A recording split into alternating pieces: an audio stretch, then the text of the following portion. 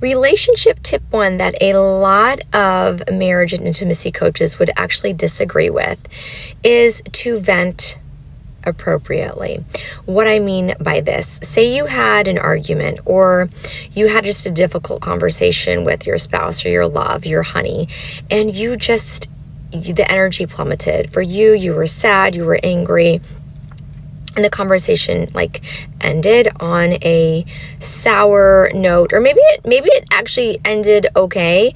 Maybe you were talking about how you wanted to sign up for your next adventure, whether that was a girls trip with your best friends, or maybe it was a new course you wanted to take on aesthetics or Pilates, or maybe it was just a mastermind group that you wanted to join and it happened to cost $50,000. Let's just say you and your love had a discussion about your next adventure, your life, the next thing you wanted to do, and they disagreed with you.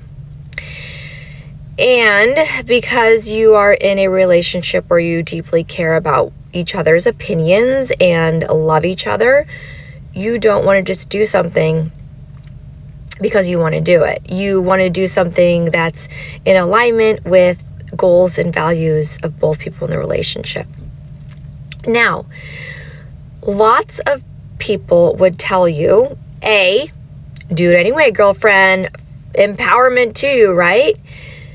And then on the other hand, some people would say, you really have to do what lines up best with your relationship, like what works best for your marriage. You have to compromise.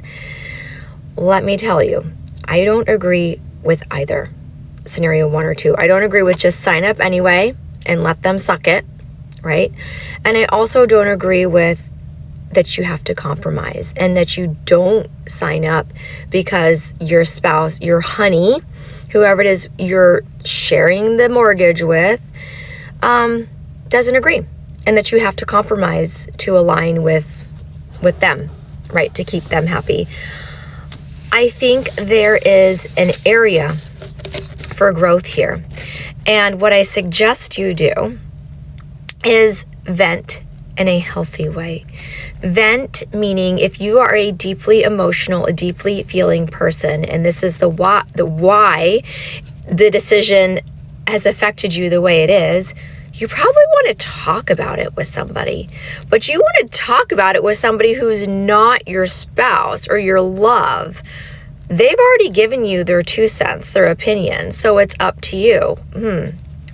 So my advice is to talk to a neutral party about it, or a friend or family member who's not going to take sides and who's going to look at things objectively and ask you to follow your heart and what you feel like is right, not only for you, but for your relationship. Because yeah, honey, sign up and do it today if you don't care about the quality of the love and the connection. And yeah, compromise if you don't care about that built up anger and resentment. But if you do care, right? If you do really care about nurturing this relationship and you want to listen, maybe it's worth another discussion, maybe it's not. Maybe it's not the right time, maybe it isn't. Call and talk to a friend who will listen to your heart, who won't throw them, your love, under the bus, and won't throw you under the bus, and won't just say what you want to hear, and this is the most important key thing here, won't get in between you and your love. So if you're going to pick up that phone and vent to that friend who always stirs your emotions, girl, and gets in between you and your connection, your love, that's not them. That is not them.